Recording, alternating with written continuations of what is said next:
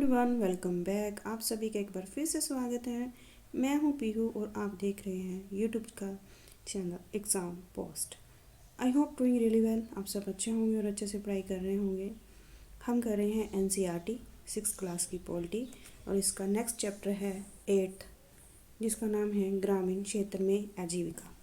तो इस लेसन में हम पढ़ेंगे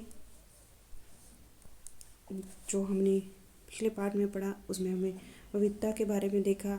इसे हमने विचार किया कि अलग अलग क्षेत्र में रहने वाले लोग का काम धंधा अलग अलग होता है और उनका असर वहाँ पे होने वाले पेड़ पौधे, वहाँ की फसलों या दूसरी चीज़ों की तरह उसके लिए महत्वपूर्ण हो जाता है। इस पार्ट में हम देखेंगे कि गांव के लोग किन विभिन्न तरीक़ों से अपनी आजीविका चलाते हैं। पहले दो पार्टों की तरह यहाँ भी हम इसकी पड़ताल करेंगे कि क्या लोगों के पास आजीविका चलाने के लिए समान अवसर उपलब्ध हैं या नहीं, इसके जीवन में कैसी परिस्थितियाँ हैं और एक दूसरे से कितनी मिलती जुलती है और वह किन समस्याओं का सामना करना पड़ता है। आइए हम देखते हैं। सबसे पहले है कलपट्टू गांव है एक तमिलनाडु का, जिसके तट पर बसा हुआ गांव है। यहाँ के लोगों यहाँ लोग कई तरह के काम करते हैं। कुछ गांव की दूसरे गांव की तरह यहाँ भी खेती के अलावा कई काम होते हैं, जैसे टोकरी, बर्तन, घड़े, ईंट, बैलगाड़ी आदि बनाना। कलपट्टू में कुछ लोग नर्स, शिक्षक, धोबी, बुनकर, नाई, साइकिल ठीक करने वाले और लोहार के रूप में भी अपनी सेवाएं देते हैं। जहाँ कुछ दुकानदार एक व्यापारी भी हैं एवं कुछ दुकानदार हैं और कुछ व्यापारी हैं। जो मुख्य गली है वहाँ बाजार की तरफ दिखती है। इसमें आपको तरह तरह की कई छोटी दुकानें देखेंगे, जहाँ चाय, सब्जी, कपड़ों की दुकानें तथा 2 दुकानें बीज और खाद की हैं। नेक्स्ट है 4 दुकानें चाय की हैं, जहाँ टिफ़िन भी मिलता है। यहाँ टिफ़िन से मतलब है, टिफ़िन का मीनिंग है खाने पीने की हल्की फुल्की चीज़ें। जो सुबह इडली, डोसा व उपमा मिलता है और शाम के नाश्ते में बड़ा वोडा चाह, मैसूर पाक, बाकी कोई डिश होगी मिलती है। चाय की दुकान के पास एक कोने में एक लोहार का परिवार रहता है। इसके घर में ही लोहे की चीज़ें बनाने का काम होता है। बगल में साइकिल की मरम्मत की एक दुकान है, जहाँ साइकिल किराए पे भी मिलती है। गांव में 2 परिवार कपड़े धोने आदि आजीविका चलाते हैं और कुछ लोग पास के गांव में जाकर मकान बनाने और लॉरी चलाने का काम करते हैं। गांव छोटी छोटी पहाड़ियों से घिरा हुआ है। संचित जमीन पर मुख्य धान की खेती होती है। ज़्यादातर परिवार खेती के द्वारा अपनी आजीविका चलाते हैं। जहाँ आम और नारियल के काफ़ी बाग हैं। कपास, गन्ने और केला भी उगाया जाता है। आइए कुछ लोगों से मिलते हैं जो कलपट्टू के खेतों में काम करते हैं और देखते हैं कि हम उनकी आजीविका के बारे में क्या सीख मिलती है। तो ये है तुलसी नाम का एक करैक्टर है। इसमें तुलसी एक विमेन है, ठीक है, लेडीज़ है। तो अब इसके बारे में पढ़ेंगे हम सब। यहाँ रामलिंगम एक नाम है रामलिंगम का, ठीक है, कि ज़मीन पर काम करते हैं। वो एक फार्मर है, ठीक है, मतलब एक जमींदार है। उसकी ज़मीन पर तुलसी काम करती है और उनका परिवार भी कलपट्टू में 20 एकड़ धान में खेती करता है। शादी से पहले भी वो मायके में भी वो खेती का काम करती थी। वो मजदूर थी, सुबह 8:30 से 4:30 तक काम करती थी। रामलिंगम की पत्नी कामुर्थम्मा काम की निगरानी करती है। साल के कुछ ही मौके ऐसे होते हैं जब मुझे नियमित रूप से मजदूरी मिलती है, या उन मौक़ों में से एक है मैं धान रोप रही हूँ। मतलब जब राइस लगाए जाते हैं उसे धान रोपण बोला जाता है। धान ऐसे एक उसकी पहले एक अलग जगह पर उसे धान जो होते हैं राइस होते हैं उसको उगाया जाता है, फिर वहाँ से उखाड़ के खेत में लगाया जाता है, उसे धान रोपण कहते हैं। रामलिंगम हमें निराई के लिए और बाद में कटाई के लिए बुलाया जाएगा, ठीक है, खेतों में काम करने के लिए बुलाया जाता है।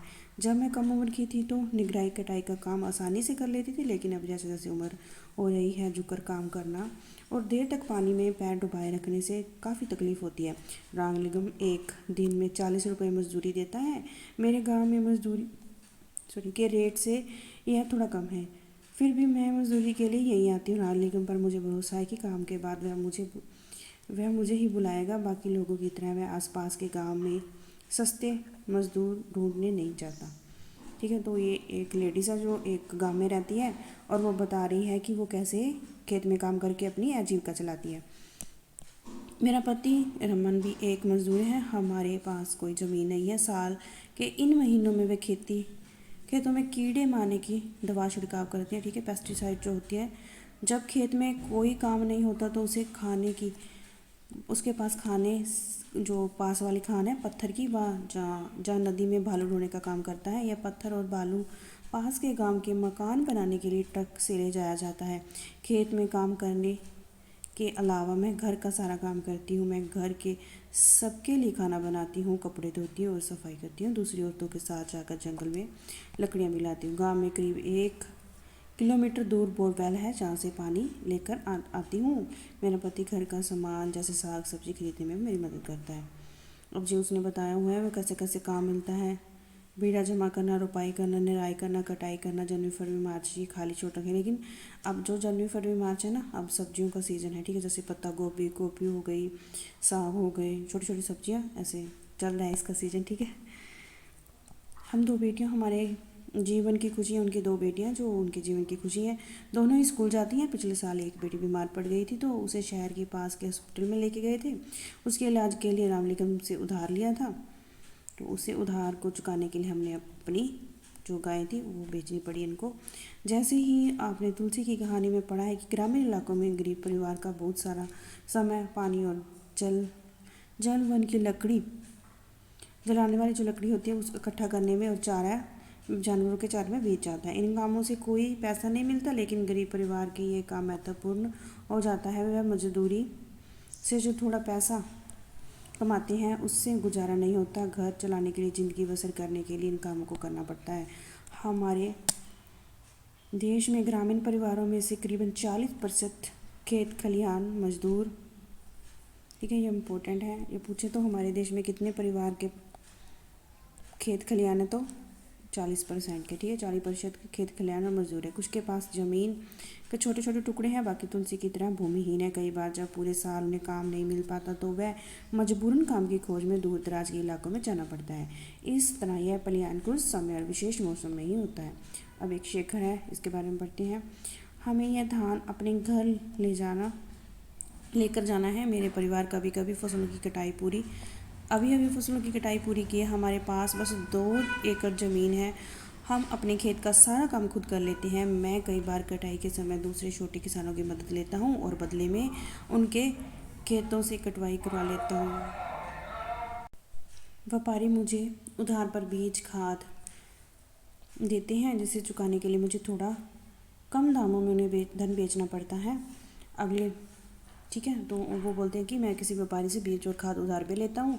जितना भी रेट मार्केट में चल रहा है उससे कम में मुझे अपना धान बेचना पड़ता है। अगर बाज़ार में बेचूँ तो कुछ ज़्यादा पैसा मिल जाएगा, लेकिन मुझे उधार भी तो चुकाना है। व्यापारी ने किसानों को याद दिलाने के लिए अपना एक एजेंट भेजा है कि जिन किसानों ने उधार लिया है वह उसी को धान बेचें। मुझे अपने खेत में 60 बोरी धान मिलेगा, जिसमें से कुछ से मैं अपना उधार चुका दूंगा और बाकी घर में लग जाएगा। ठीक है, ये धान निकाल रहे हैं। नेक्स्ट है, लेकिन मेरे हिस्से में जो आता है वह सिर्फ 8 महीने ही चल पाता है, इसलिए मुझे और पैसा कमाने की ज़रूरत पड़ती है, जिसके लिए मैं राम निगम की चावल की मिल में काम करता हूँ, या मैं पड़ोसी गांव के किसानों से धान इकट्ठा करने में उनकी मदद करता हूँ। हमारे पास एक संकर गाय भी है। उसका दूध हम नहीं यहाँ की सरकारी समिति में बेचते हैं। इससे रोज़ के खर्चे के लिए थोड़ा और पैसा मिल जाता है। ठीक है, ये निकाल रहे हैं। पहले ऐसे निकाला करते थे, ठीक है, लेकिन अब 20-25 साल से अब नई कंबाइन आई है, कंबाइन के द्वारा वो जो होता है धान निकाला जाता है। ठीक है, कर्ज लेने पर, जैसे कि आप ऊपर कई बार शेखर जैसे किसान ज़रूरी चीज़ खरीदने के लिए कर्ज लेते हैं। ठीक है, पैसा लिया जाता है। ठीक है, अपने खेत को बीज लाने के लिए, खेत के में रोपण करने के लिए जितना भी खाद डाली जाती है उसमें कीटनाशक, ठीक है, पेस्टिसाइड डाली जाती है, उसके लिए क्या लेना पड़ता है, उन्हें कर्जा लेना पड़ता है। अक्सर ऐसी चीज़ें बीज, खाद और कीटनाशक खरीदने के लिए साहूकार से कर्जा लिया जाता है।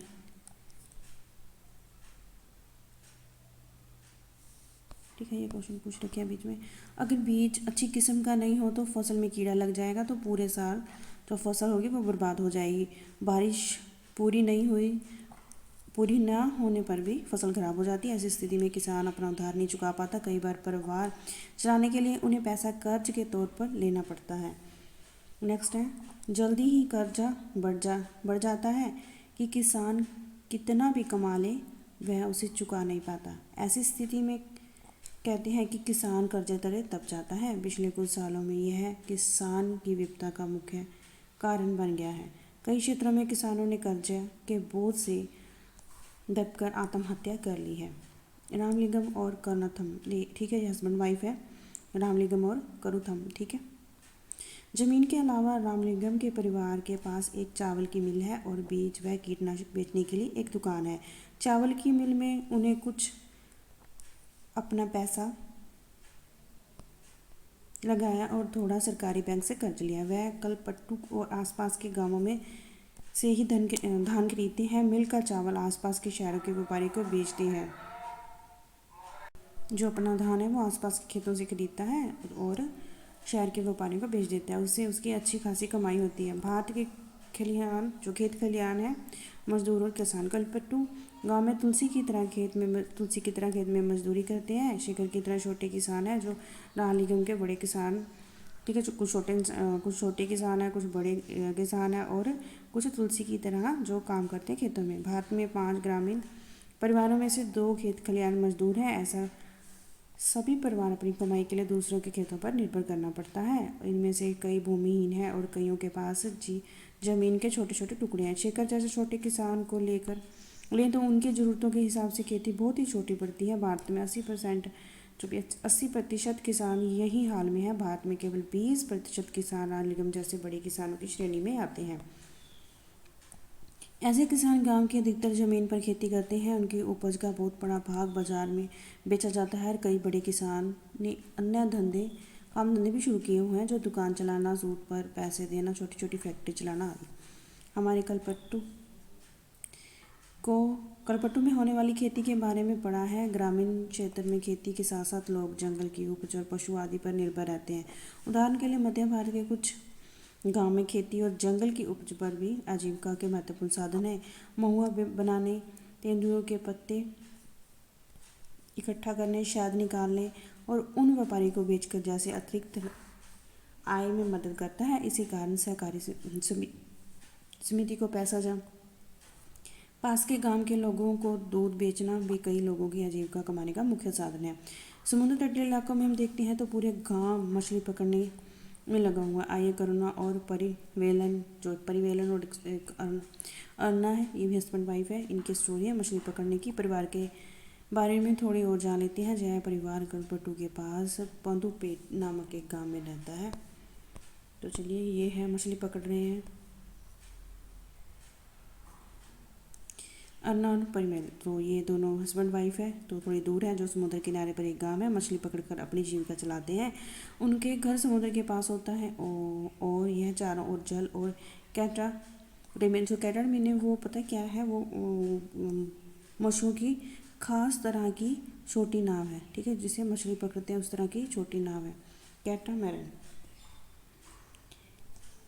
वो सुबह 7 बजे निकल जाते हैं, ठीक है। वो मंडी में गर्मा गर्मी रहती है। 7 बजे समुद्र किनारे बड़ी गर्मा गर्मी रहती है। इस समय सारे कैटरमैन मछली पकड़ने कर लौट आते हैं और मछली खरीदने और बेचने के लिए बहुत सारी औरतें इकट्ठी हो जाती हैं।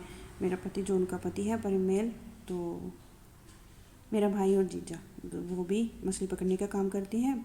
आज बहुत देरी से लौटे, मैं बहुत परेशान हो गई थी। यह हमारा कैटरमैन में इकट्ठे ही समुद्र जाते हैं। तो वो बोलते हैं कि वो एक ही नाम से समुद्र में जाते हैं।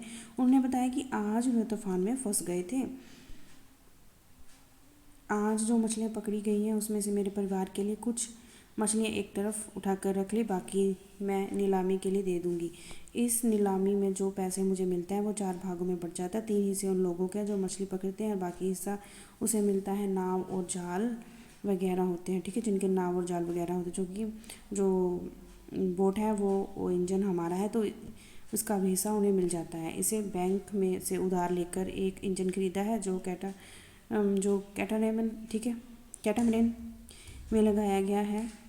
इससे यह लोग समुद्र से दूर तक जा पाते हैं। ज़्यादा मछलियाँ मिल जाती है। नीलामी में जो औरत यहाँ से मछलियाँ खरीद कर वह टोकरी भर भर कर पास के गांव में बेचने के लिए ले जाती। कुछ व्यापारी भी आते हैं जो शहर की दुकानों के लिए मछली खरीदते हैं।